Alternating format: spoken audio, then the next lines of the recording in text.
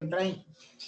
Então, tá bom. Então, pessoal, bem-vindas e bem-vindos todos a essa nova casa do Minhoca Imagem, nova casa do mesmo entusiasmo.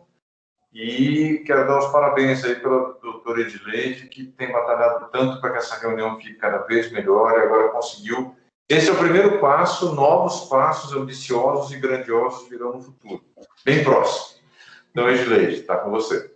Então, bem-vindo a todos. Na verdade, o mérito de todo o progresso dessa reunião é do Dr. Maicon, que está inventando cada dia uma coisa nova, tornando a reunião um pouco mais interessante.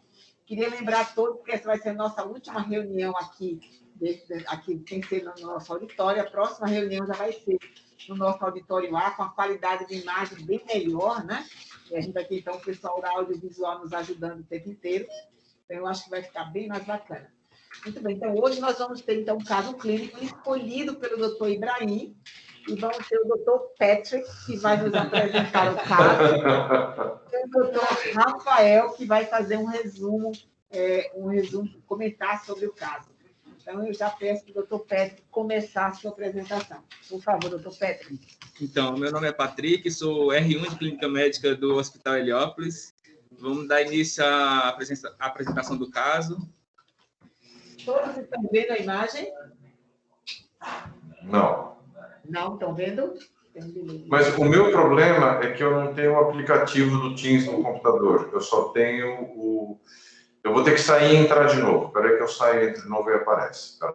Você está conseguindo ver? Está aparecendo aqui. É cada aplicativo. Tem que ser autorizado de novo. Eu estou esperando ele entrar aqui. Só para avisar, eu consigo ver bem aqui, tá tudo certo. Ah, Fernando, você está aqui conosco. Já conheço a sua voz. Eu não consegui te ver, mas conheço a sua voz. Bem-vindo, Fernando Scolari. Não, obrigado. Não, a plataforma Teams é muito boa. Depois que a gente acostuma com ela, acho que é até melhor do que o Google. Vamos ver. Agora estou vendo. Está de volta, então vamos começar, doutor Patrick. Então, estou vendo. Paciente ALS, sexo masculino, 42 anos, natural de Guarulhos, São Paulo. Em 2018, em abril, ele já iniciou com essa clínica de insuficiência cardíaca, teve esse diagnóstico, só que mantinha uma má adesão terapêutica. Em 2019, em abril, teve internação em outro serviço por suspeita de síndrome coronariana aguda, só que ela não foi estratificada. Um paciente chegou a ficar internado, só que ele evadiu do hospital por causa de insatisfação com o serviço. Aí não teve essa estratificação dessa síndrome coronariana aguda. E em agosto de 2021, ele deu entrada no nosso serviço com edema agudo de pulmão hipertensivo e uma injúria renal aguda. De antecedentes pessoais, ele é um hipertenso desde os 20 anos, ex-tabagista, cessou aos 40 anos, iniciou aos 16 com a carga tabágica de 12 anos março, é um etilista dos 30 aos 40 anos, 2 doses de cachaça e 2 doses de cerveja. De medicação, ele tinha essa medicação otimizada para IC, carvedilol, enarapil, espironolactona, anodipino, hidralazina, clonidina, furosemida, amiodarona, a rivaroxabana, não há o relato da FA, mas segundo o relato dele, tem esse FA que foi diagnosticado e prescrito o DOAC justamente por causa disso, mas a gente foi mantido durante a internação. Muita medicação hipertensiva, né? Muita coisa.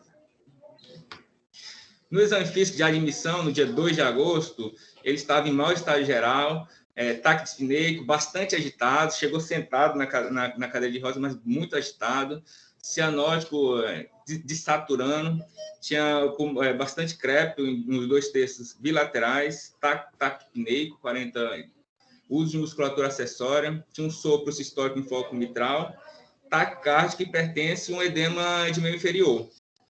No laboratório tinha uma lesão renal aguda, um PCR um pouco aumentado, uma troponina aumentada e um NT-proBNP de 7.550. A sorologia já mostrava não reagente para chagas, hepatite e sífilis, e saturação de transferrina 36%, ferritina de 70%. Nessa ocasião, foi feito o diagnóstico de edema agudo de pulmão, né? Isso. Hipertensivo, né? Nessa questão, está mantido o diagnóstico de edema agudo de pulmão hipertensivo, sendo manejado dessa forma. Aqui a imagem está um pouco, não sei como é que está aí para vocês, mas está um pouco difícil para enxergar, mas dá para visualizar esse aumento importante da área cardíaca já nessa radiografia. Um paciente já com bastante aumento dessa área.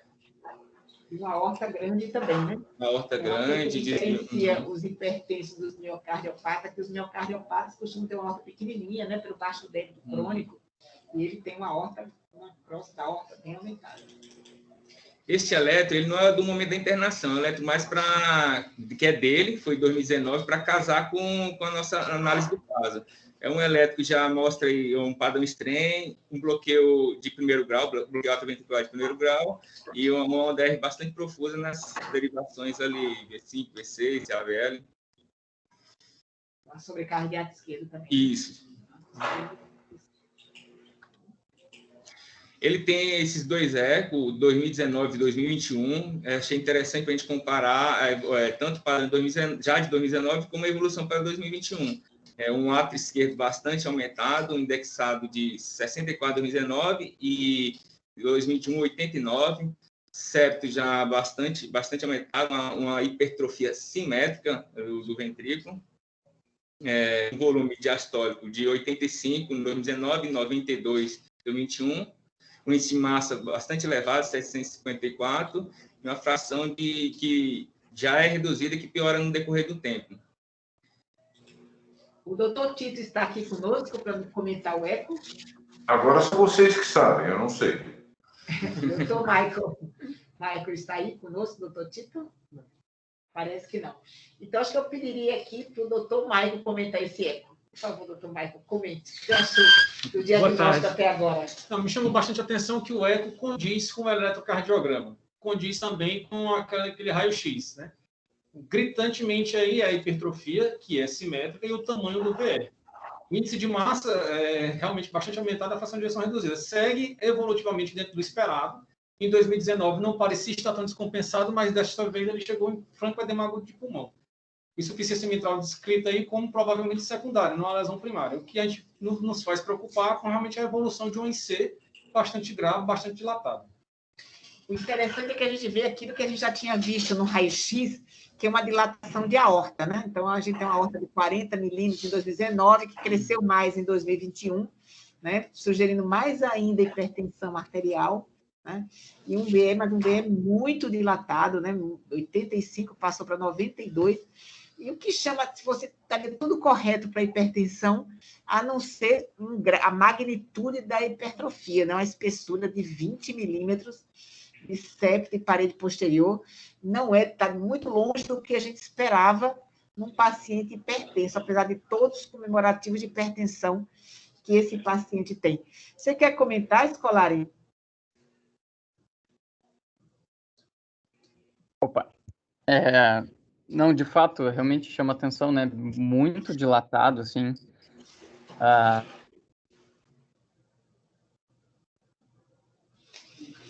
Acho que estamos sem te ouvir agora.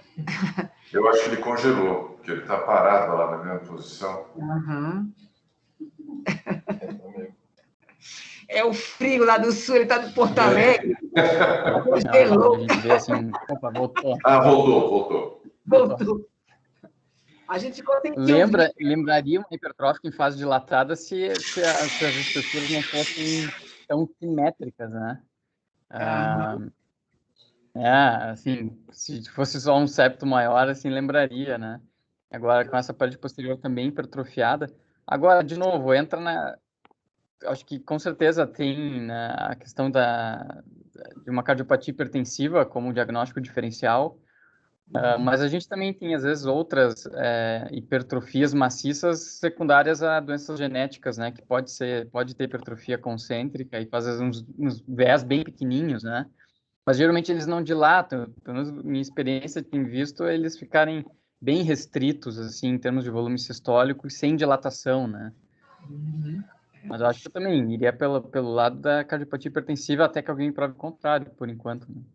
Uhum. E o que é mais interessante é que a gente pode ter, que nos confundir nesse caso, seja a sobreposição de fenótipos, né? Não há absolutamente dúvida nenhuma que esse paciente é um hipertenso grave, né? Ele tem uma aorta grande porque ele é um hipertenso grave. mal controlado ao longo do tempo. Agora, a questão é, tem alguma coisa além, né, da hipertensão?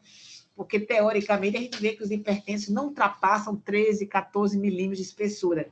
Então, a ideia é que talvez tenha alguma coisa além, né? Então... Pois é, ia comentar isso. E outra coisa que eu ia comentar, não sei se alguém pode dar uma segunda opinião, em ventrículos tão dilatados, como é que é a acurácia da ferição do septo da parede posterior, se isso pode gerar algum artefato que esteja superestimando, talvez, esses valores que a gente está enxergando aqui? Alguém quer comentar? Não temos ninguém da Eu acho a pergunta muito boa, não sei responder, mas acho uma consideração muito importante. Doutor Ibrahim, sobrou para você de imagem aqui. Não tem ninguém do eco? Então, eu não sei dizer se pelo eco isso atrapalha ou não, mas é possível que sim, né? Uhum. Até para a gente imaginar que vai ter algum grau de distorção. E a outra coisa que chama a atenção desse paciente é essa disfunção sistólica tão acentuada, né? Na hipertensão só não é... A gente costuma ver isso em fases não tão relativamente jovens da vida da pessoa, né? É um homem de 42 anos. E isso é outra coisa que me chamou a atenção. A outra coisa que eu queria perguntar para vocês é em relação à história dele, se tem história familiar de alguma coisa, de cardiopatia que chamasse atenção. Excelente pergunta, Ibrahim. Quando a gente está diante de estudo genético, de uma doença possivelmente genética, é bem interessante isso, mas o Patrick está dizendo que não, né? Não tem. houve esse relato do... A gente comentou da história... Ele não é adotado, não, né? Isso. Não sabemos. Agora, uma coisa interessante que a gente tem que valorizar, que a gente não pode esquecer, é o álcool na história, né? O álcool também está querendo ser protagonista aqui, né? Então, é um hipertenso grave, que trata mal pressão, tem uma sobrecarga de pressão, e ainda tem uma sobrecarga tóxica, né? Vamos dizer assim, do álcool, que está agredindo esse músculo também. Ele bebe, né? E tem tudo isso, mas não deveria ter essa espessura tão grande. Verdade. Não é? Algum comentário mais? Só com relação a esse aumento de massa, quando a gente vê, quando o paciente tem uma parede muito espessa e um ventrículo muito grande, geralmente essa massa estoura mesmo, né? Que ele tem um aumento, tanta espessura e dilatado, né? Ainda. Agora eu me lembrei de um detalhe. Esse paciente não tem mais alguma característica de exame físico um pouquinho diferente da maioria das pessoas, não? Você está dizendo uma face sindrômica? Não, na pele. Ele não tem alguma achada de pele que lembra alguma coisa? Lesões de pele. Não está nada descrito em prontuário sobre isso. Na verdade, a gente só analisou o prontuário e não vimos o paciente recentemente, mas não está descrito. Isso, mas ele não chegou aqui ainda. Ele não teve nenhuma consulta no miocárdio ainda, foi só pós-alta, o doutor Ibrahim viu a ressonância dele e se encantou. O resumo é esse. Ok, alguém quer fazer um outro comentário? Eu acho que, como o doutor Ibrahim falou sobre a pele, acho que a gente tem sempre que pensar também em hemocromatose, né? Uma doença de depósito, muito jovem, enfim. Assim, não tem algum outro conhecimento. E algo que é sempre bom chamar atenção, paciente jovem que apresenta assim, um quadro de IC com perda de função, onde não se tem uma etiologia bem clara, às vezes passa batido por nós algumas doenças sindrômicas. Quando a gente não tem um olhar da genética, a gente não enxerga. E quando a gente referencia para um colega da genética, eles enxergam N alterações que, para nós, não é aquela face sindrômica clássica, né? Então, algumas coisas que a gente conversa, eu sempre tenho conversado com o pessoal da genética, eles sempre nos alertam, se o paciente tem baixa estatura, é algo fácil da gente reconhecer. E outra coisa que passa batido é comprometimento cognitivo, que às vezes passa por nós como um paciente do SUS que só não teve acesso à educação. E, na verdade, ele tem uma limitação cognitiva, às vezes leve, moderada, e que também passa batido porque mais um paciente SUS, não foi, né, não completou o colégio, e fica por isso mesmo, né? Excelente observações. Eu acho a síndrome de Noonan, por exemplo, que dá baixa estatura, às vezes o dismorfismo facial é muito leve, tem hipertelorismo, mas é coisa bem leve. Eu vejo, às vezes, imagem de Noonan que não parece ser dismórfica a face. E né? Detalhes como a distância entre os olhos, tudo mais, tudo isso é interessante. Então, Doutor Padre, você quer continuar ou chegou a hora do doutor Agora... do Jedi, né? Chegou a hora do Jedi. Não, dessa vez não mesmo. A história, eu me lembro que veio um residente que pegou o caso no pronto-socorro, veio conversar comigo, porque tinha essa ressonância de 2019, e ele tinha algumas coisas interessantes que a gente veio conversar, e eu me lembro que ele falou de algum achado cutâneo, eu estava vendo que isso eu tinha notado ontem, onde exatamente eu não lembro, mas eu lembro que ele tem uma espécie de uma hiperpigmentação, uma coisa assim. E a gente foi até procurar na internet, mas é um quadro bastante atípico. Vou começar mostrando para vocês um pouco melhor a imagem do raio-x. Não só ele tem esse padrão de congestão pulmonar, tudo bem, ele estava deitado e tal, mas não só ele tem esse padrão de congestão pulmonar, com uma área cardíaca bastante aumentada, com uma perda de morfologia, e até um desvio na traqueia. Ó. Então, ele deve mesmo ter uma dilatação da aorta, conforme a gente tinha suspeitado lá em cima. Indo agora para a ressonância mostra a imagem. Já no começo, a gente vê que o eco estava certo. Tem um aumento da área cardíaca, principalmente de cavidades esquerdas, e a gente já nota que tem um aumento da espessura ventricular também. A aorta aqui, ela deve estar aumentada, mas não é um aneurisma sacral, pelo menos a gente não consegue ver, mas ela está aumentada mesmo, tem mais 4 centímetros, com certeza. Olhando por aqui de novo, além de ter aumentado, ela tem um arco um pouco alongado, e isso provoca esse desvio de traqueia que a gente está vendo aqui. Agora, mais uma vez, o aumento das dimensões do coração é um aumento bastante expressivo desse coração, é um aumento bastante acentuado, e aqui as imagens de contratividade vão mostrar que o eco dessa vez estava certinho. Não tem nada que a gente possa acrescentar nessas imagens de análise de contratividade. Tem a hipocinesia difusa, a fração de ejeção foi de 24 mesmo, o aumento da espessura parietal, um pouco mais acentuado no septo, um pouco menos acentuado na parede lateral, uma acentuada perda da sincronia contrátil. A gente observa que é um paciente que tem uma contratividade em momentos diferentes, né, como as cores mostram aqui. A insuficiência mitral funcional bastante pequena, até perto do grau de disfunção que a gente observa nesse paciente, esse jardim verde-amarelo aqui, lá atrás da posição da válvula mitral. E agora, caminhando para outras séries, de novo vai ter sistematicamente essa repetição. Isso aqui é ainda uma tentativa de provocar convulsão em quem está vendo. São séries feitas para mostrar edema, em que a gente não observa edema, né? Observa até um aspecto meio homogêneo do sangue, perdão, do ventrículo esquerdo. Foi feito série para ver se tinha edema intersticial, não tinha. A perfusão foi feita só em repouso, mas mostra que tinha uma história de suspeita de síndrome coronária aguda. A gente, pelo menos em repouso, não vê nenhuma área de aumento de redução da perfusão, nem de redução da espessura. Então, se ele teve uma síndrome coronária aguda, o que parece pouco provável pelo resto dos achados, né? É uma cardiomegalia mais global, é um comprometimento mais globoso do ventrículo esquerdo, não tem um comprometimento regional tão acentuado, e não vejo também uma falha de perfusão regional que a gente pudesse pensar que a doença coronária tivesse tido um papel, pelo menos não um papel no sentido de gerar cicatriz ou alguma coisa assim. Claro que se ela existir, ela é um problema, mas... Bom, a cena em eixo curto vai mostrar uma hipocinesia difusa, começa da ponta, vai para a base, confirmar aquela perda de sincronia contrátil que a gente tinha visto no 4 câmaras, e o aumento da espessura, isso é uma coisa interessante, global.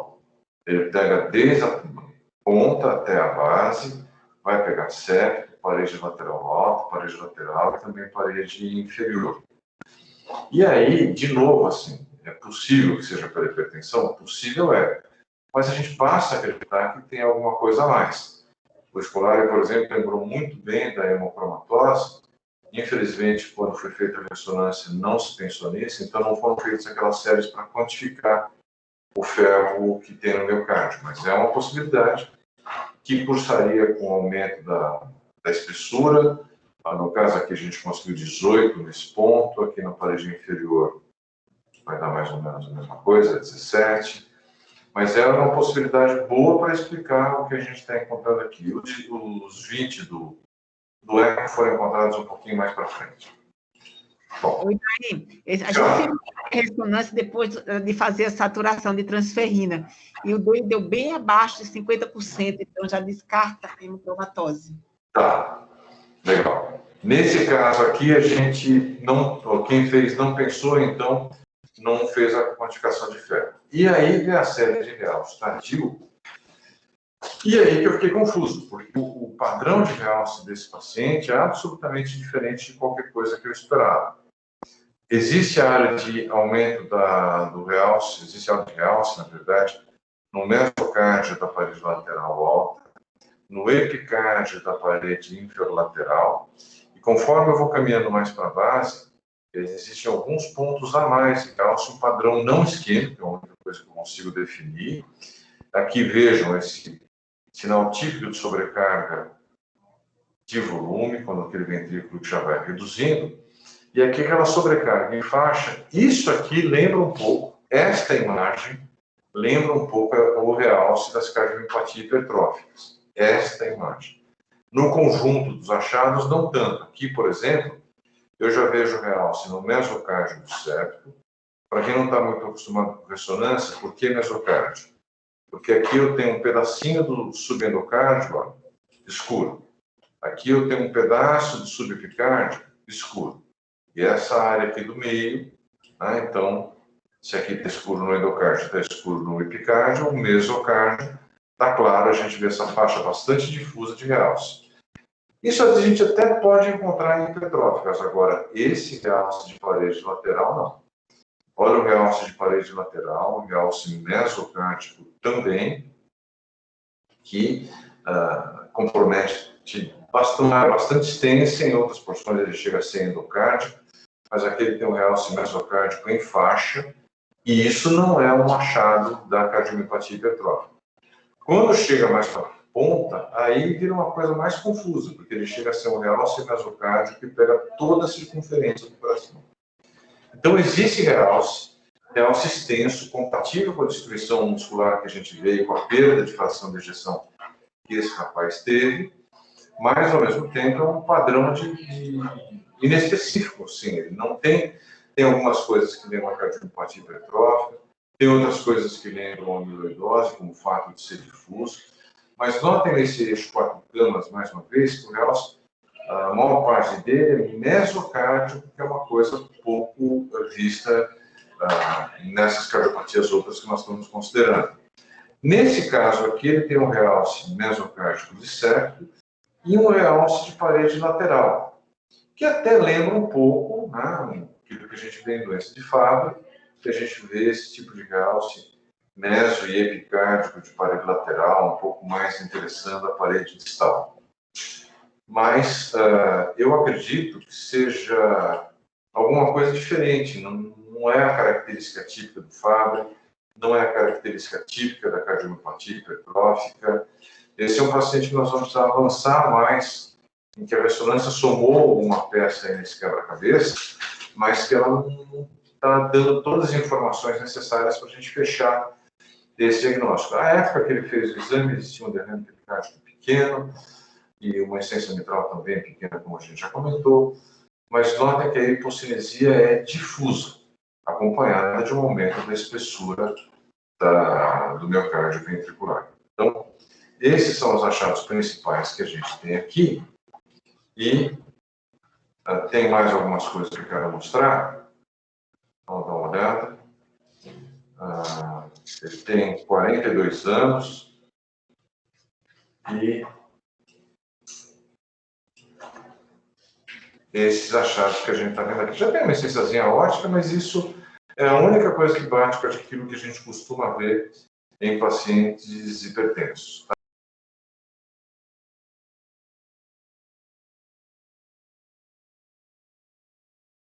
Oi, Ibrahim. Eu achei isso de principal para mostrar. Muito bom. E gostei muito desse realce tardio, porque ele, na verdade, ele afasta a hipótese de querer atribuir tudo que o paciente tem à hipertensão, né? Eu lembro de uma patologista que nós tínhamos aqui, que ela ficava dizendo assim, eu acho um absurdo vocês quererem fazer tanto diagnóstico hipertrófica, quando tudo é hipertensão, na cabeça dela tudo é hipertensão, mesmo da necrópsia, tudo é hipertensão. Aí eu fiz, quando a pessoa sabe pouco, tudo acha que é tudo mais fácil. Ou é hipertensão ou não é. Então, mas aqui... É que hipertensão é um negócio tão prevalente que, se a gente quiser, a gente usa para justificar tudo que a gente encontra, né? Mas a hipertensão é prevalente demais, mesmo em quem tem outras coisas. Realce tardio importante desse jeito, jamais a gente podia jogar a culpa total na hipertensão aqui. Não. Principalmente mesocárdico, assim, né? A hipertensão geralmente quando se acompanha de alguma coisa, mais lesão de microcirculação, tem uns déficits perfusionais. E está muito desproporcional esse aumento de espessura com todo esse realce para a hipertensão. Isso realmente é uma possibilidade que a gente pensa menos. Eu até penso mais em Fabry como uma possível etiologia, mas aí a gente vai procurar na internet, quando esse residente esteve aqui, e nós vimos algumas associações de algumas doenças dermatológicas com cardiomiopatias.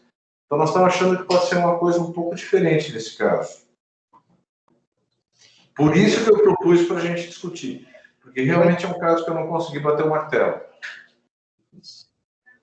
É interessante também a gente comentar que assim, ele tinha uma associação com álcool, né?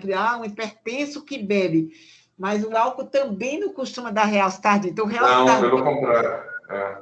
Afastando todas as hipóteses, mas que alguém poderia tentar simplificar esse caso, mas o realce tardio, ele acaba com todas essas possibilidades simplificadoras, né? Então, a outra coisa é a falta de edema, né? Que também tira aí a possibilidade da gente ter uma doença mais recente, ou uma injúria de microcirculação, uma injúria por infarto, porque também não tem edema. E não tem uma área que a gente possa pensar num infarto prévio. Então, aquela síndrome coronária aguda que ele teve, provavelmente foi algum sintoma que ele começou a apresentar quando ele passou por essa fase mais avançada de doença e que alguém interpretou como sendo síndrome coronária aguda. Perfeito. Agora chegou a vez do Dr. Patrick continuar. Então, nosso racional da dúvida é, primeiro, um paciente masculino jovem com relato de hipertensão de longa data poderia ser um importante componente para essa hipertrofia ventricular. Só que a gente percebe que esse paciente apresenta uma hipertrofia ventricular esquerda expressivamente não proporcional à miocardite hipertensiva. Igual a doutora Edileide falou, um septo de 20, a gente já começa a pensar em outras associações. Em relação a miocardiopatias por álcool, tabagismo ou isquemia, poderiam cursar com dilatação ventricular, mas não explica a hipertrofia em si. Ao contrário, explica a perda da parede. E cardiomiopatia hipertrófica, que é uma causa comum de hipertrofia ventricular esquerda, porém o espectro dilatado ele é mais raro, apenas em 5% dos casos. Só um instantinho, Patrick, ele não está aparecendo. Vocês estão vendo a imagem do Dr. Fernando? Não, eu estou vendo escuro escrito EB. Não, também não enxergo, não tem tela compartilhada. E agora? Ainda para mim, ainda não. Ainda não. Não aparece? Não.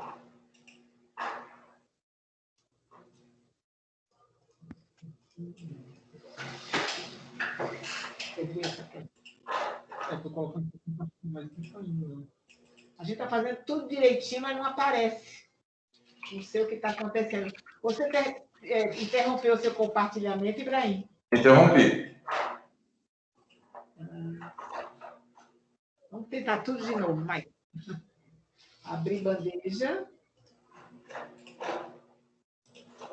Enquanto isso, doutor Ibrahim, essa manifestação dermatológica era por hiperpigmentação ou era algum espessamento? Hiperpigmentação. Vocês estão conseguindo ver agora? Não, aqui também. Não, continua o EB só para mim. Compartilhar. Você pode fazer filmar, né? Vai ficar muito bom. Doutor Kelvin, nos ajude. Nós estamos aqui com o Bill Gates do nosso lado. Ah! Então, porque não sei. Então, tudo certinho. Doutor Ibrahim, essa área de realce tardio, tem como estimar mais ou menos o acometimento pela Um imagem? comprometimento extenso, ele pega seguramente mais de 20% do miocárdio, e embora possa ter aí algum exagero, porque ele é meio difuso, ele não é tão concentrado, mas ele é bem extenso, ele pega mais de 20% do miocárdio. É bastante compatível com o que a gente achou em termos de contratividade para essa injeção. Ok. Nós estamos tendo dificuldade aqui de compartilhar a tela, mas eu acho que a gente poderia, enquanto o Marco está tentando resolver, a gente continua, você lendo, é mais um peixe mesmo, pode lendo então, doutor. Então, dando seguimento, falando da cardiomiopatia hipertrófica, é uma causa comum de hipertrofia ventricular esquerda, porém o espectro dilatado é mais raro, é apenas 5% dos casos. Em relação à doença de Fabry, é uma forte hipótese diagnóstica frente aos achados da ressonância magnética, e a gente vê uma importante hipertrofia ventricular no eletrocardiograma. Se vocês olharem aqui na minha tela, vocês vão ver os slides, que vocês não estão conseguindo. Não. Okay. Vamos tentar mais uma vez compartilhar. E aí dá a opção da... Deixa eu ver. Aqui não vai. Salva aí no computador, no trabalho. Não, mas o problema não é isso. Na bandeja de novo. O problema não é esse, não. O problema é que a gente coloca e a imagem não vai. Não vai. Tem como falar com o Alex? Já mandei mensagem.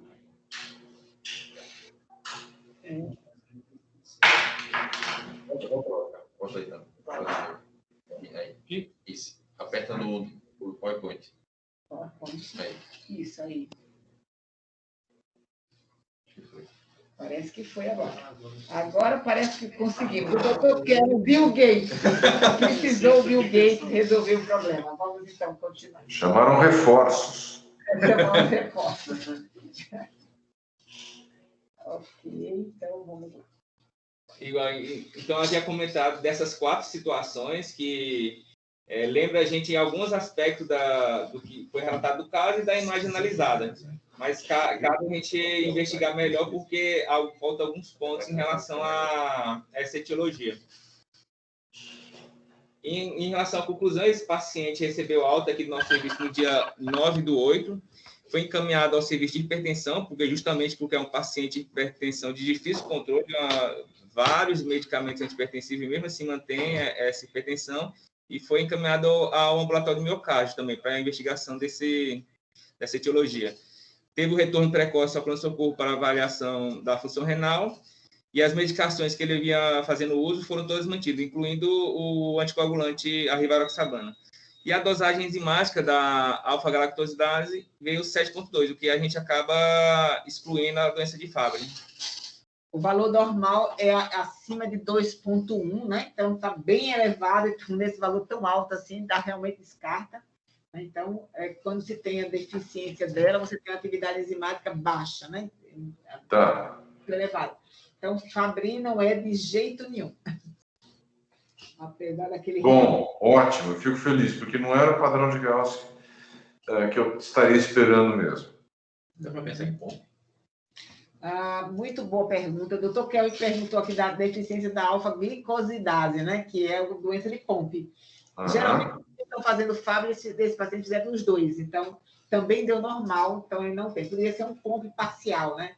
E quando é um Pompe total, normalmente o paciente bebezinho, ele morre, mas deficiência da alfa-glicosidase parcial poderia sobreviver à idade adulta, mas não é o caso, porque também foi descartado.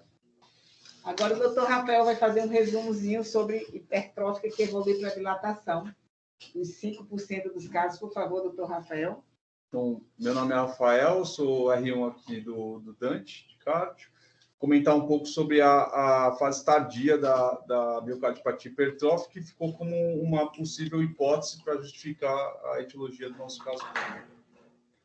Então, falando um pouco da doença hipertrófica, é uma doença genética autossômica dominante e tem várias caracterizações fenotípicas e clínicas também. Dependem muito da localização de acometimento, do padrão e a extensão dessa hipertrofia ventricular. No próximo slide, aqui são a maioria dos fenótipos da hipertrófica. O fenótipo o A é o normal, fração normal, o B é o mais comum, com a hipertrofia septal, e eu vou comentar um pouco sobre a imagem F, que é a miocardiopatia hipertrófica com fração de ejeção reduzida, com possível dilatamento lá numa fase final da doença. Então, as possíveis morbidades, dentre as possíveis morbidades na miocardiopatia hipertrófica, existe a disfunção sistólica. Em geral, 80% dos pacientes com a doença evoluem bem de forma assintomática. 15% podem apresentar algumas dessas morbidades acima descritas, precisando de algum tipo de intervenção, e de 4% a 8% podem progredir para uma fase avançada, gerando também a disfunção sistólica. O ventrículo pode, junto a essa disfunção, ele pode remodelar, dilatar e afilar as paredes, tá? Não é uma obrigatoriedade.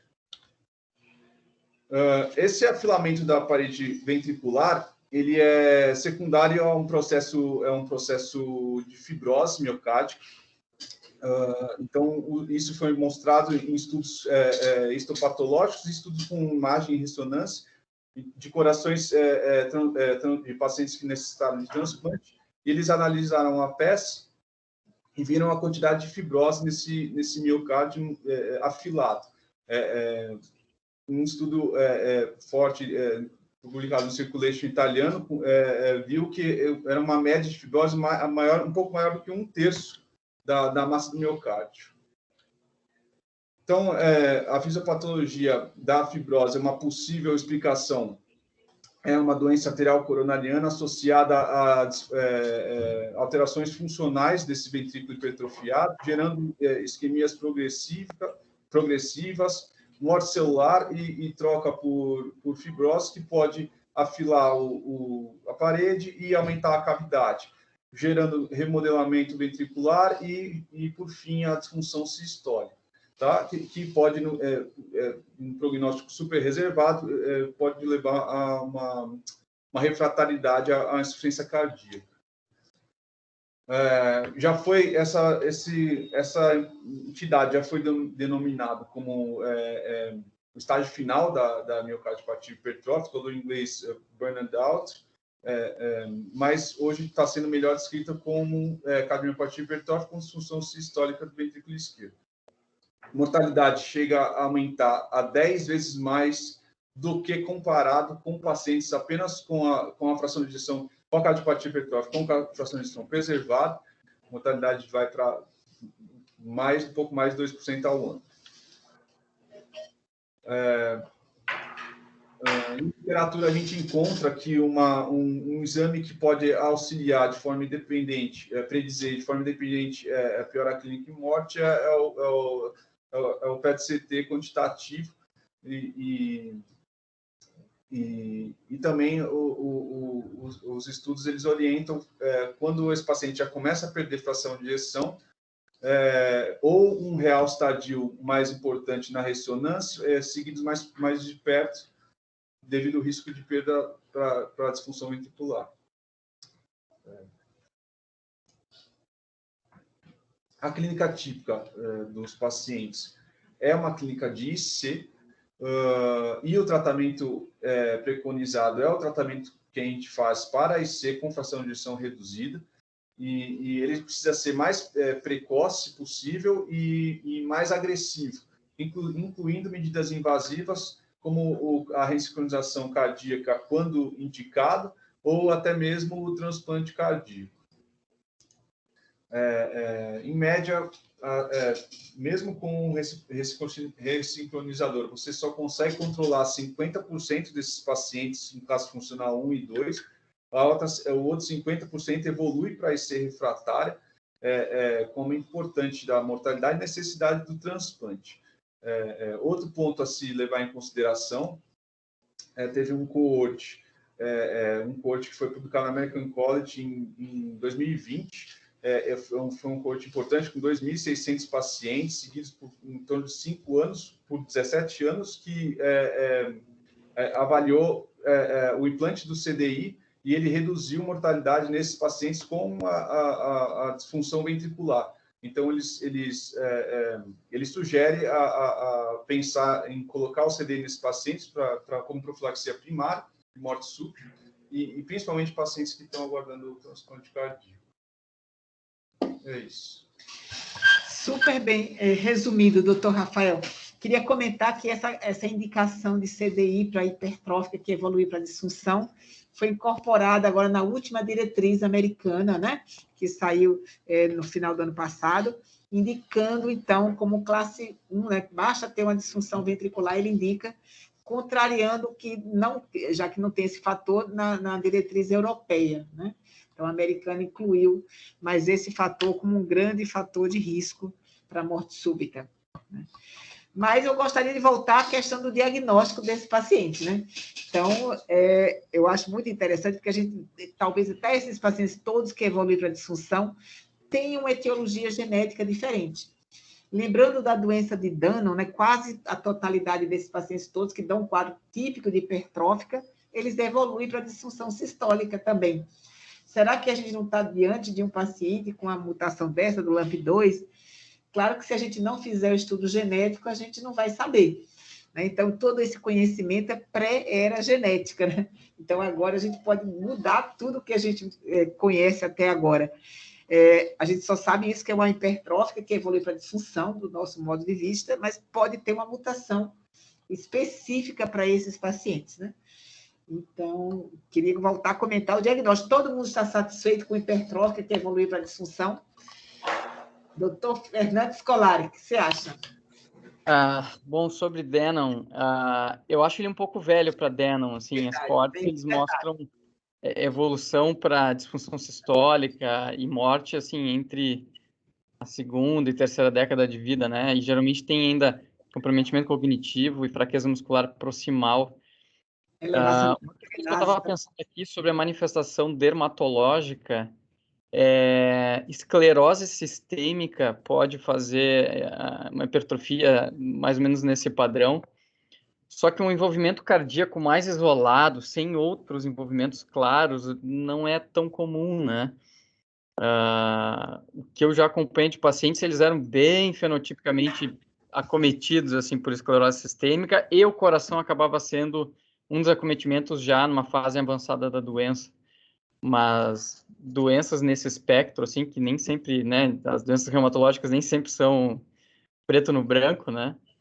Uhum. Eu acho que também pode entrar, assim, sabe, ainda mais se tem esse acometimento dermatológico. Eu acho que me agarraria um pouco nisso se a gente não tem mais nada, assim, para dar uma olhada, né? Daqui a pouco chamar dermato, biopsiar a pele, ver se tem alguma coisa.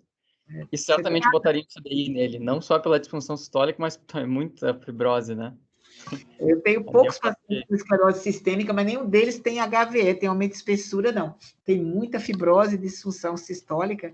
Mas eu citei Danon também, acho que ele é um paciente idoso para Danon, mas eu acho que tem outras mutações não conhecidas que podem ser a causa dessa evolução, desses 5% dos pacientes hipertróficos evoluírem para disfunção. Claro que também pode ser também essa isquemia maior, por ele ser hipertenso, né? Ele está submetido a um regime de estresse muito alto por conta disso. Então, é possível também hipertensão ter sido um fator a mais para ele perder essa função sistólica, né? Então, quem sabe até se a gente baixar pós-carga agressivamente, ele não vem até ter alguma melhora, como a gente observa nos pacientes que não são hipertróficos, que não tem essa HVE toda, né? Comentários, alguém quer fazer mais algum comentário? Mas eu acho que o paciente, talvez, o Ibrahim não resolveu o diagnóstico etiológico dele, mas ele pode talvez, a genética ajudar. Eu digo assim, são 2 passos finais que a gente dá quando a gente não sabe o diagnóstico, não consegue com os nossos exames. Primeiro é ressonância, né? A ressonância, às vezes, mata a charada facilmente. mas às vezes a genética é a protagonista no diagnóstico, é a principal responsável pelo esclarecimento diagnóstico. Ele só fez um estudo, atividade enzimática para Fabry, mas esse paciente merece muito a consideração para a gente fazer um estudo genético para ele, para a gente tentar ajudá-lo, e a família, talvez, né, também que seja, às vezes, até mais importante o diagnóstico para a família do que para o próprio paciente. Senão, pois não, pode continuar. Eu se vocês têm tido contato com alguma dessas empresas que têm disponibilizado o teste gratuitamente? Sim, nós temos duas, né? As empresas brigam para a gente fazer estudo genético. A gente tem a Sanofi Genzyme, que nos deu um painel só de hipertrófica, com 18 genes. Aí a gente está usando mais a Divita agora, que tem 50 genes no painel de hipertrófica. E a gente está usando também para as miocardiopatias dilatadas, né? Que inclui até os mesmos genes de hipertrófica, que são 168 genes, né? Então, a gente criou bastante. Eu digo que a gente está na época de ouro do estudo genético, porque está todo mundo dando de graça para a gente. A gente está usando a mesma empresa também. Estão querendo ter um banco, né, de genético, né, de mutações. O ruim vai ser no futuro, quando a gente vai deixar de ter essa possibilidade. Por enquanto, está fácil. Fala, Ibrahim. Não, é que essa é uma situação que você comentou, uma coisa importante, que às vezes o papel do método é afastar certas hipóteses para dirigir melhor o diagnóstico. E segundo, assim, a gente resistir à tentação de colocar um rótulo numa coisa que a gente não faz ideia do que é. Muitas vezes a gente tem a tentação de fazer isso, né? Não é muito mais gostoso dizer é isso do que dizer não é aquilo, não é aquilo, não é aquilo. Mas esse caso que mais me chamou a atenção é que são coisas muito atípicas e que parecem realmente ser diferentes da maior parte das coisas que a gente está acostumado a ver. O padrão de realce não se encaixa naquela hipertrófica clássica, não se encaixa no Fabry clássico, não se encaixa em outras doenças que a gente possa encontrar. Lembra, às vezes, até pela presença assim, de um realce mais eficaz, a possibilidade de ter um componente inflamatório junto, mas nada a gente consegue caracterizar. Quando a gente viu, quando o residente me trouxe a história de que tinham essas hiperpigmentações, a gente foi procurar na internet, a gente viu a associação de algumas mutações genéticas com esse tipo de lesão de hiperpigmentação de pele, mas na imensa maioria também são casos de cardiopatia dilatada. E, então, a gente fica na dúvida se isso, enfim, não é uma mistura mesmo de condições etiológicas, ao invés de a gente ficar tentando forçar a barra numa só. Acho que essa é uma situação um pouco mais de exceção do que de regra, né? E acho que o painel genético aí vai ajudar a gente muito a tentar ter uma ideia melhor do que está acontecendo. É verdade. Veja só, Ibrahim, a gente vai trazer uma das próximas reuniões um caso de dano que tem um realce tardio, é um hipertrófico com realce tardio bem diferente. Então, é verdade. Aprender, agora, tal mutação vai dar um realce tardio X, né? A gente vai aprender tem a disponibilidade do teste genético. Então, acho que a gente tem que fazer bastante estudo e fazer ressonância para a gente conhecer até as peculiaridades de cada tipo de mutação, né, causando aquele tipo de alteração na ressonância. Eu acho que essa é a época da gente explorar esse conhecimento, que eu acho que vai ser bastante útil para a gente ganhar mesmo conhecimento sobre as coisas. Eu digo que era mais fácil, talvez, no passado, quando a gente olhasse um caso desse, como aquela minha amiga falou, minha amiga patologista, não vou dizer o nome, ela falou, não, isso é hipertensão e acabou, vocês estão inventando história aí, fazendo diagnóstico de imagens que não deviam. Isso é hipertensão original. Simplifica bem, né? Ponto, para de inventar história. Mas isso é uma das coisas pelas quais os médicos do passado eram conhecidos por errar menos, né? Fazia menos diagnóstico certo, mas o paciente morria com a gente tendo a sensação que o diagnóstico era aquele mesmo, né? Então... No caso, Ibrahim, a gente tratar a hipertensão desse paciente, ele vai melhorar pra caramba, ele vai melhorar bem. Mas você viu que eles estão tentando tratar desde 2019, não estão dando pouco fármaco para ele, não, né? Estão dando bastante coisa. Bebendo, né? Bebendo junto, sem tomar remédio, fica difícil também, né? É difícil, é verdade, é verdade. bebe não toma. O alcoólatra não toma remédio para hipertensão. Parece que existe uma coisa sagrada. Quando bebe, não pode tomar remédio. É uma regra clássica, né? Milenar. Corta o efeito do remédio, pode ter efeito contrário. Então, não toma. É verdade, é verdade. Muito bem. Quem quer fazer algum comentário, doutor Fabiano? Mas eu acho que a genética, eu acho que depois a gente precisa rediscutir esses casos agora com resultados dos testes genéticos, né? A gente veio aqui, não fez o teste genético ainda, mas esse eu acho que é prioritário para isso. Eu acho que vale a pena sim.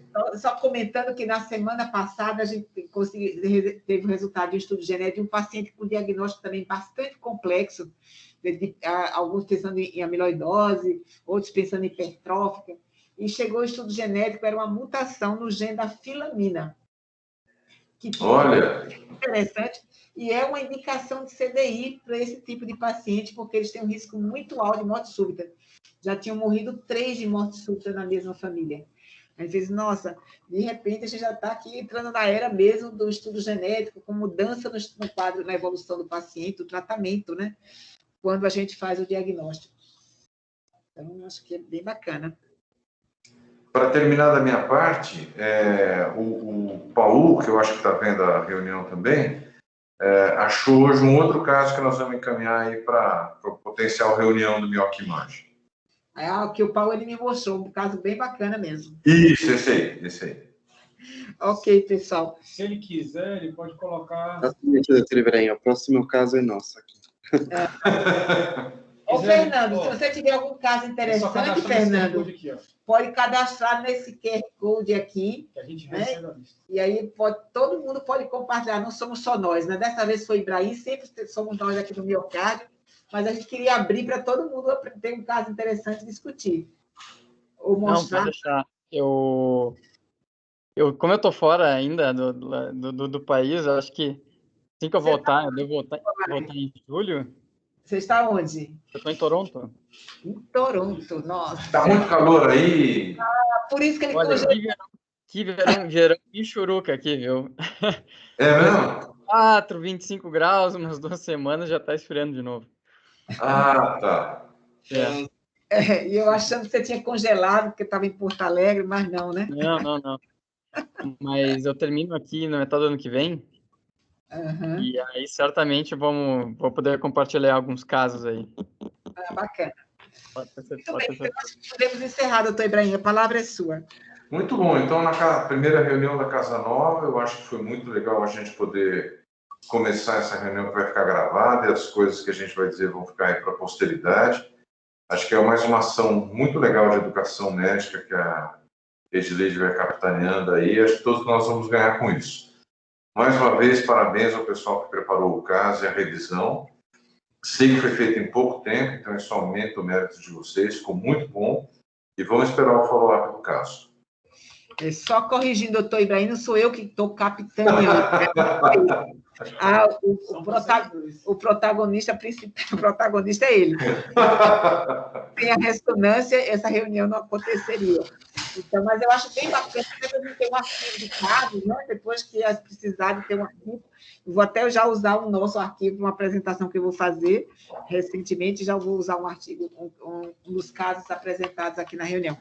Realmente quero agradecer a presença de todos, doutor Patrick foi muito bem, doutor Rafael também, né? E um bom dia e obrigada pela presença.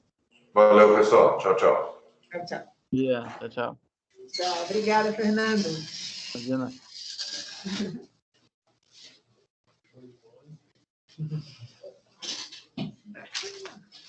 Deu certo.